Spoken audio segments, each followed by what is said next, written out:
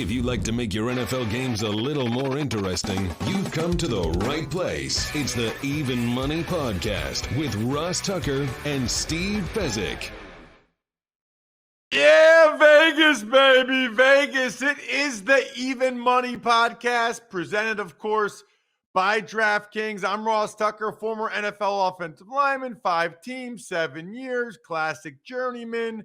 But it helped me get all these podcasts, get all these jobs, which is awesome. Thank goodness I was good enough to play for a while to get these other gigs. You can check me out on social at Ross Tucker NFL. All the podcasts always available at Ross Tucker Pod on social media. It's where we post the clips as well as when the shows are ready, as well as youtube.com/Ross Tucker NFL. More and more people telling me they watch the show on YouTube, which is amazing.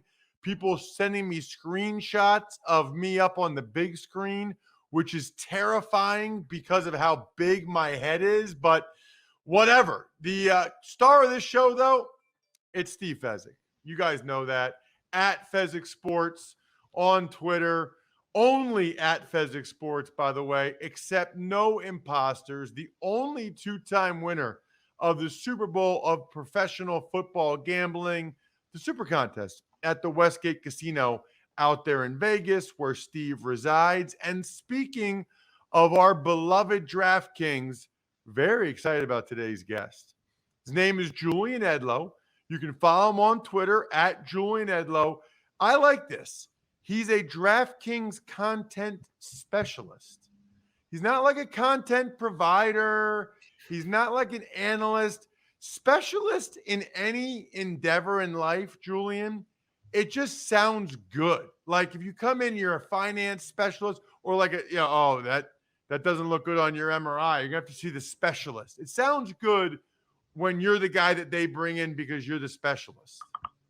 A lot of people that bring me onto shows just call me a DraftKings analyst, but I appreciate that you went ahead and looked at my role, which I wish I could take credit for saying like, hey, I want to be called a specialist. No, that's just the job title that DraftKings hired me as and that I go by. But yes, I mean, it's an interesting, if people follow on like gambling Twitter, it's been an interesting week for like content creators and what their intentions are. When you work for a book and whatnot, my intentions are to provide you with winning plays on DraftKings Sportsbook. So that's the role of a content specialist. We'll get that out there. So I think it's very interesting that you said that. Check him out, by the way. At Unreasonable Odds is the podcast he does with Steve Buchanan, another guy that'll be on this show at some point. I've been on the show. It's an awesome show. He does DFS stuff. He does all kinds of betting stuff. We're going to get into some of the college hoop stuff he has, including some plays for games that are tonight. But I have not been following gambling Twitter, so I do not know what you're talking about, Julian. What has been the debate the last couple of days? I won't get too much into it. We'll just say that there's a content specialist or whatever their specific role is, that a sports book promoted, and it came out that person was not a long-term winning bettor. So the debate was that a sports book should not be pushing people towards a, losing bettor. And that created a lot of controversy about what people's roles are. And I ran a poll on my Twitter saying, are you happy with my transparency? Do I help you win money? And we got about 8% of the votes that were no. There's a lot of trolls on Twitter. I'll take a 92% in my favor and say that means that I'm doing my job. People like me. I'm helping you. You think I'm transparent. So that was really the point of it. You have a name, DraftKings, attached to you. There's plenty of trolls out there. Oh, I'm trying to lose you bets and make my company DraftKings money.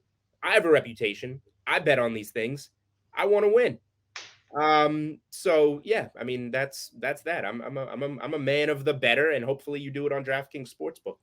Yeah, it's interesting, Steve, because I mean, I don't think anybody out there is really purposely giving plays for people to lose. Now, listen, if I tried to give losing picks, they would just wind up winning. Like, that's the way it works. You know what I mean, Steve? I don't think anybody's, I find it hard to believe anyone would be like purposely giving out losing bets. And by the way, it's so hard and so many people are around 50% anyway that how would you even know? Exactly right. I got to address this because I've spoken about this. The betting advice by the betting media experts, it's all fraud. Yahoo Sports, ESPN, all these betting experts, none of these guys bet for a living. None of them. They don't win. But like you said, Ross, they all hit 50, 49, 52%. One of Yahoo Sports' 10 sports betting experts during the NBA playoffs was Clucko the Chicken. Clucko made their top 10. Can you imagine an investment show? Oh, we've got our 10 best mutual fund analysts, and Clucko the Chicken is number 8 to tell you what stocks to invest in. It's just a joke. It's just put pretty girls and good-looking dudes that are entertaining out there. They're not even trying to win. Now, having said that, I'm talking about the companies. The individuals absolutely are trying to pick winners. They're doing their best. They're not qualified. None of these guys have ever worked for a betting syndicate or actually done this themselves to make a living. You know why? Because the dudes that actually make a living doing this, they're boring. They're not entertaining. They're not attractive. And no one wants to listen wrong. to them. You're wrong, Steve. First of all, I think you're a fine-looking man. Secondly, you're not boring at all. You're very entertaining. Well, there's exceptions to every rule, and I just mainstream whacked out everybody. But there's guys like I'm buddies with Doug Kazarian, very sharp guy that could make a living betting on sports. Joe Fortenbaugh, the Cheetah. There's lots of, they're not lots. There are limited guys out there that absolutely can do it, but they are very few and far between. It's hard to win betting sports. So it's interesting, Julian, because what I thought you were going to talk about, or what maybe the buzz was this week, was the Calvin Ridley news. And I'm like, you know how little people know about betting when something like this comes out and like the takes are all fire. Like, why shouldn't he be allowed to bet on bet on games? Like, are you out of your mind? Are you out of your mind? That, or the other one I saw, which I loved, was so why can't he bet on games? And then it was like, the NFL is making so much money off of them. They should, yeah, the players get almost 50 cents on every dollar. What are you talking about? People, the one thing that's clear, Julian, from the Ridley news is how little people really know about betting. For sure. It does show, and you have people like Steve was talking about, non-bettors that now want to have a take on betting. And that's usually not a good thing, and it probably wasn't a good thing in this situation. Now, for Calvin Ridley, if you're in the NFL, and Ross, you were in the NFL, like, there's just one rule: just don't bet on NFL games. Like, that should be easy. You're making money in the NFL, just don't bet on NFL games. And I know he was out and he's betting on, his own team in one of his parlays. It clearly wasn't an inside information bet. He just made a dumb decision. Now, does he deserve to be suspended for that? Yeah, it was very poor judgment. You're an NFL player. Don't make an NFL parlay. Make an NBA parlay instead. You can do that. But yeah, I just think, it's two different stories. Number one, it's a terrible decision-making by Calvin Ridley. Make better decisions. But number two, and that's because these type of situations, like, people always use the Pete Rose example, like, oh, I was only betting on my own team. But yeah, then you gas out your bullpen that night to win, and it leads to a loss the next night. Like, there's repercussions. So you cannot do it. I'm firmly in that camp. But also the people that have opinions here, like, all it was a poor decision by Calvin Ridley. And I think it's as simple as that. And he deserves to be punished, and he was punished. Here's the point I would make, Steve, and I want to get your opinion on this. The explosion of legalized sports betting makes it harder for guys to actually bet and get away with it because it's legalized, because they're all partners with the NFL, because they have the technology. If a guy really wanted to do this, Don't you think it would have been easier, Steve, 10 years ago if he did something with an offshore book? I mean, these guys now, like people are like, oh, because it's legal now, this is going to happen all the time. Really? Because they caught him pretty easily. I'm actually going to disagree. I think it's much easier now than it's ever been, because if you're Calvin Ridley, obviously you're not going to set up some account in your name, offshore or whatever, to be betting. But now all I need to do is call one of my guys, and he can make the bets for me. And that actually is easy. And I'm going to put an over-under. You guys address this on NFL players that bet on the NFL. I'm not talking fantasy teams. I'm talking actually make bets. But obviously they don't bet themselves. They have buddies bet them for them. I'm going to say 10.5. You want to go over or under? 10.5 NFL players betting on games? Having someone bet for them. Yeah, definitely under. Really? Okay. Yes. Look, I might be wrong. Maybe I'm naive, but man, it's just not worth it. I mean, now, the thing I think is interesting is that's not the same as a buddy saying, hey, do you think you'll win this week? And you say, yeah, I think we will. I think we're going to kill them. Which, by the way, don't ever listen to a player that says that. They always think they're going to kill them. They always think they're going to play well. So that's a whole different deal. The other thing is, Steve, 3, 5, and 8 team parlays. He made $500 bet each on 3 and 5 and 8 team parlays. Can you please explain to Calvin why that was not a good idea? And I'm not talking about getting suspended. I'm talking about the parlays. Yeah, so mathematically, the 3-team parlay is fine. If you started with $100 and you bet on the first game and then took your winnings, parlayed into the second game, and then the third game, you'd wind up with $700, a little bit less. If you actually played as a 3-team parlay, you wind up with $700. That's all good. When you go to the fourth leg of the parlays, that's where the sportsbook cheats you. That's where the sportsbook short pays you versus what your true odds are. A lot of books only pay 11-1. Some books only pay 10-1 on a 14 parlay. So think about it. After you've hit 3 teams, you now have $700. If it pays 11-1, you're essentially risking the $700 to win $500 on the fourth leg of the parlay. You're laying minus 140 when you get to that fourth leg of a parlay. So never play a 4 or 5-teamer. Max out your parlays at 3-teamers, unless you're playing baseball or money lines, and then you get the true odds, and then you can take whatever I just said and throw it in the garbage can. This is against the spread betting. Don't play 4 and 5-team parlays. Let's figure out what we should be playing in college hoops. Now, I will say this, Julian. Steve talked about this last week. He's a huge conference tournament guy. Yep. He believes there's a lot more value. Steve, say it again to Julian so he can hear it. Yeah. So why do the pros like conference tournaments more? Because in the big dance, everyone has the same amount of rest. Everyone is all in. Everyone is 100% motivated. You're not going to find situational plays that are exceptional. Contrast that with the conference tournaments, where oftentimes you get an extremely rested team against a team that maybe had to play the late game the night before. Also, you've got some teams that have questionable motivation, whether they even want to win their conference because they're looking forward to the big dance. And you have situational stuff like last night, Chattanooga, for instance, had a coast-to-coast job in the semifinals, and they were playing Furman, who had a game that was tough as nails in the semis. So Chattanooga had the rest edge. Nuga was down 10 at halftime, still was able to win the game. Julian, before we dive into some of the things you like for this week, some of the games are even tonight, and conference tournament, I need to make sure everybody is ready for March Madness. You know how you do it? Athletic Greens. Athletic Greens was created when the founder experienced a ton of gut health issues. Look, I have gut health issues. I'm loving Athletic Greens. Costs less than $3 a day.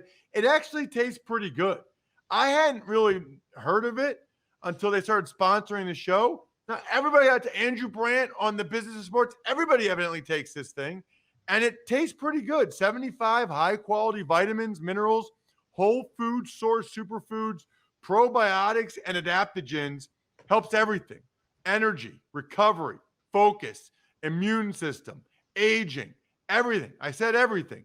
To make it easy, Athletic Greens is going to give you a free 1-year supply of immune-supporting vitamin D and 5 free travel packs with your first purchase. All you have to do is visit athleticgreens.com/money.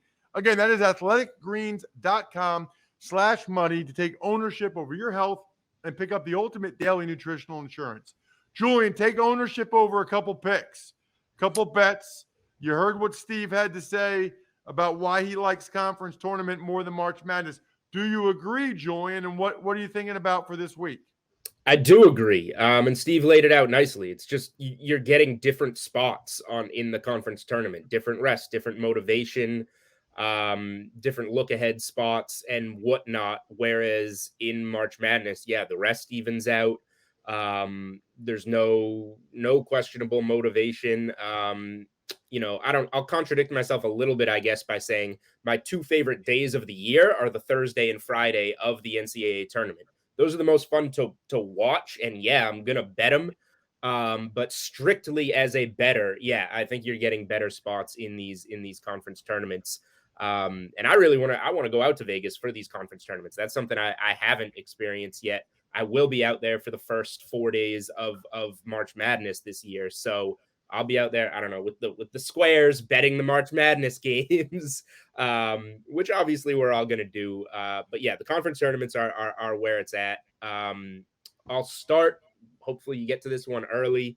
The 4:30 tip in the ACC tournament. Some money's actually been coming in on NC State. It was 5.5, dipped to 4.5 on DraftKings Sportsbook. I think it's settled in at about 5. I don't understand why. I want to fade NC State.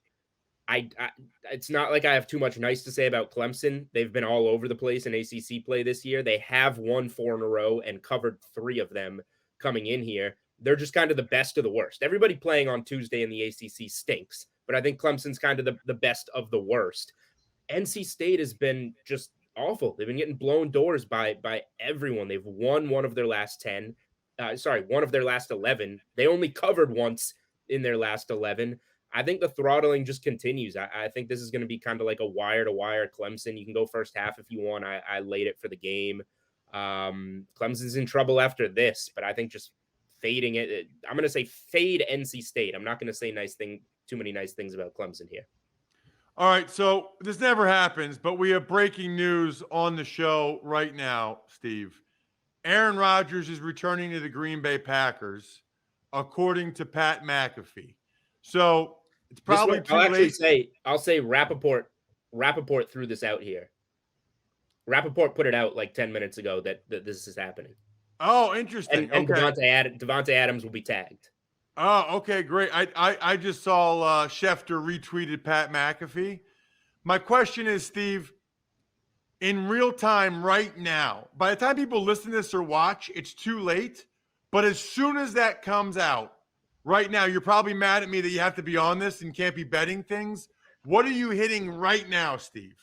Well, obviously, you look at division, and some people bet the Vikings to win the division, and Vikings 50-1, trying to get ahead of the fact Rodgers might not return. Well, throw those bets into the garbage can, and that's why I got to tell you, the true pros, the ones that I work closely with, they don't like to buy on rumor. They like to buy on fact. They like when this comes out and they're working 24/7. And then within 2 minutes of the news breaking, they're betting Green Bay to win the division. Season wins aren't up, but obviously if they had been, you'd be banging Green Bay to go over 10.5 or 10 wins right now because they're probably going to close. Well, they're probably going to close 10.5 to 11. What do you think? 11 wins, Green Bay, Ross? Season win? Yeah, I don't know how you don't go. I mean, I don't know how you don't go over. I mean, they keep winning 13, 14 games every year. I guess one of these times he's not going to be the MVP and they're not going to play that well. But so far, that's been the theme for them. So interesting, very interesting about this Aaron Rodgers news. I'm not surprised. I predicted earlier on Dan Patrick's show that this is going to happen. Why would his agent be meeting with the team's contract guys so much if he didn't want to play there anymore? That never made sense to me. Like, I never understood the logic. Why would they be having all these meetings just for him to say, no, the $50 million is not good enough. I'm going to go ahead and play somewhere else. So that doesn't make sense to me. What does make sense to me is more thoughts from Julian on some college hoop stuff. And by the way, everybody bets the first 2 days of March Madness. Steve, are you really going to tell me you don't bet the first 2 days of March Madness? No, I make lots of bets, but most of them aren't against the sides. So what you're saying is you just don't think there's as much value as the conference tournament. That's correct. Now, the value in the big dance is the props. Over, under. How many games is the Big Ten going to win? I think the Big Ten stinks this year, so that's a prop. I'll be playing Big Ten wins under, by example. So I'm going to go deeper into the menu board, similar to the Super Bowl. And because there's so much that and product that's available, that's what I and a lot of the pros I know will be betting. As far as the sides, trying to find a game that's mislined by more than 1 point, almost impossible. So when does that come out? Like the Big Ten wins? We got to see the bracket on first. Monday and Tuesday next week. Okay, so as soon as the bracket comes out or shortly thereafter, then you're able to try to get in on it. Interesting. All right, Julian, give me another one. Give me maybe like a conference tournament winner or something. Yeah, I got two more for you that I've put in and I put out on articles on the DK playbook this morning. I'll give you a side real quick before I give you a tournament winner. Gonzaga first half. They lost their last regular season game at St. Mary's as 10-point favorites. They were off for over a week, just rearing to go in this West Coast Conference tournament. Blow doors on San Francisco first half, 47-27 first half. They only won the game by 10. San Francisco covered. They had a bad second half. I expect them to come out remotivated again, looking ahead to St. Mary's, the team that beat them when the Zags were on the road.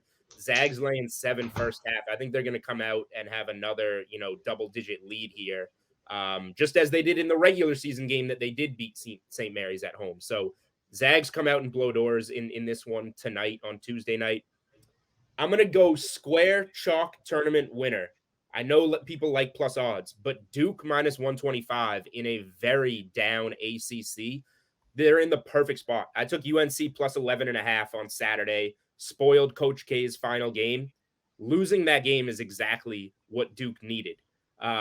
They are going to be motivated for this tournament. I expect them to win the 3 games against pretty poor competition in Brooklyn. They have a cakewalk schedule to reach the conference championship. So if you want to play like a Notre Dame or a Virginia on the other side to get some value maybe for the championship game, that's fine. But I'm very confident Duke's going to be there and extremely confident they'll probably win that game as well. They'll be much heavier favorite than minus 125, obviously, in the game. So I think losing to UNC and being in this spot and now playing for seeding, maybe get Coach K his last ACC tournament, perfect spot for Duke. I'm very confident people need to check out at Julian Edlow on Twitter, as well as the Unreasonable Odds podcast. You can even find the one that I was on, which was awesome. He and Steve Buchanan do an awesome, awesome job. Julian, really appreciate you coming on the show. Thank you so much. Yeah, anytime, Ross, Steve. Thank you guys for having me. Speaking of DraftKings Sportsbook, by the way, Steve, how about some of these gift ideas?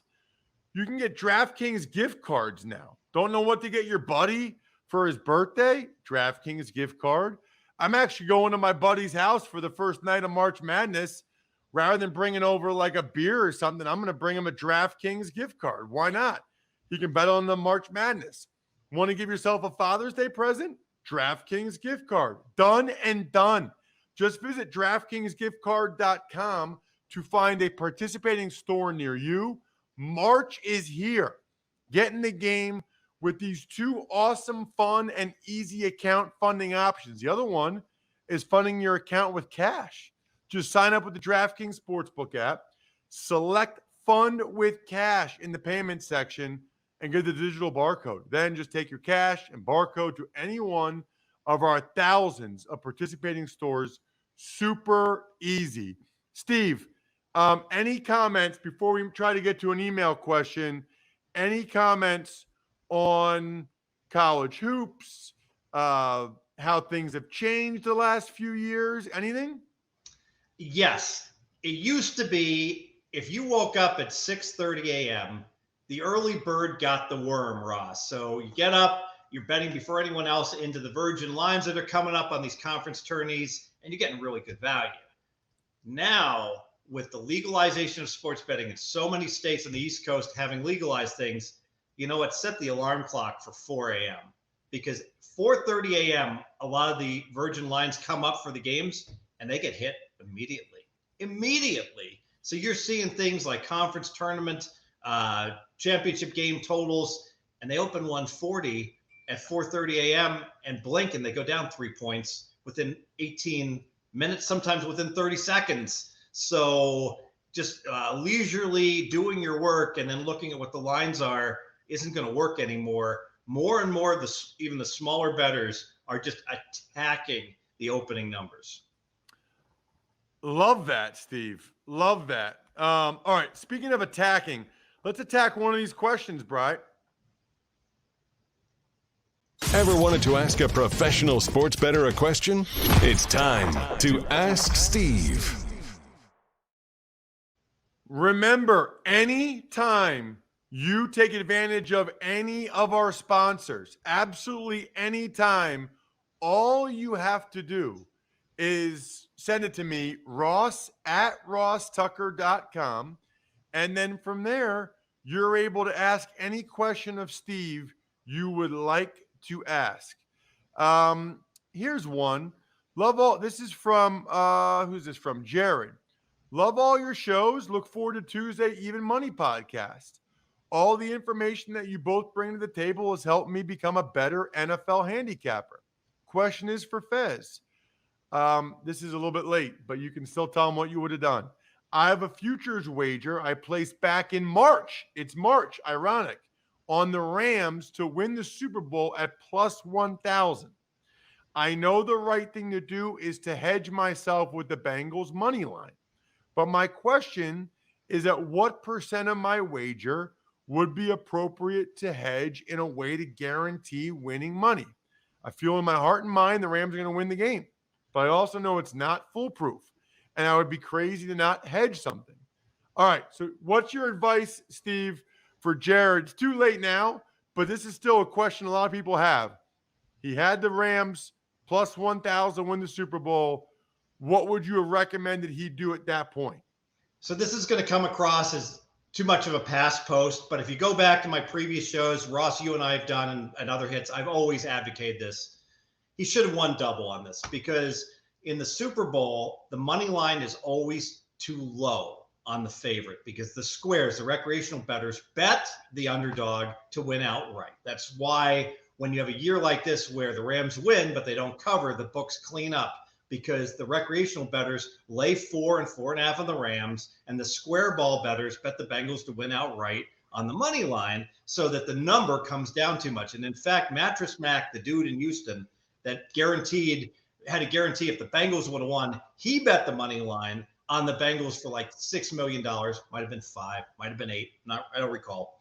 So you had bargains on the Rams money line. So if you're betting the Rams in the Super Bowl, we talked about this in our podcast, you should have been laying minus 180 on the Rams. If you're betting the Bengals, you could have gotten plus 4.5, minus 105 in Vegas at some shops. So I only like to play back when it's life-changing money, a big score, or if you can have positive expectation. So in this case, the fact that you could get the Bengals plus the 4.5, I think I don't know if I would have hedged it all the way back. If he was going to win 1,000, a $330 to win $300 bet on the Bengals plus 4.5 reduced vig would have been what I would have recommended.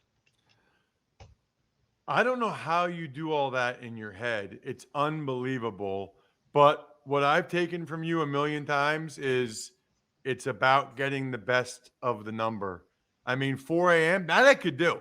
That I'm an early riser. That I could absolutely do. I can also check you out on social media at Fezzik Sports. That is the key. Again, at Fezzik Sports. I'm at Ross Tucker NFL. We are at Ross Tucker Pod. Take advantage of some of our sponsors. Send me some more email questions. Love it. We'll be getting to them throughout next week. It's all about the NCAA tournament. We'll get all of Steve's bets. It'll be fantastic. You got to keep listening to the show every single week. YouTube.com/Ross Tucker NFL if you want to watch. Good luck, everybody. Hope you guys win some money. Thanks for listening to the Even Money Podcast. Make sure to also subscribe to the Ross Tucker Football Podcast, the Fantasy Feast, Business of Sports, and the College Draft. All available at Apple Podcasts, rosstucker.com, or wherever podcasts can be found. A lot of times on the show, I mentioned DraftKings. Here's what you need to know. You got to be 21 or older, New Jersey, Indiana, or Pennsylvania only. New customers only. Restrictions apply. See DraftKings.com/sportsbook for details. Gambling problem, call 1-800-GAMBLER, or in Indiana, 1-800-9-WITH-IT. By the way, if what I was talking about included a deposit bonus, doesn't always, sometimes it does. Deposit bonus requires 25 times playthrough, and deposit bonuses are paid out in site credit.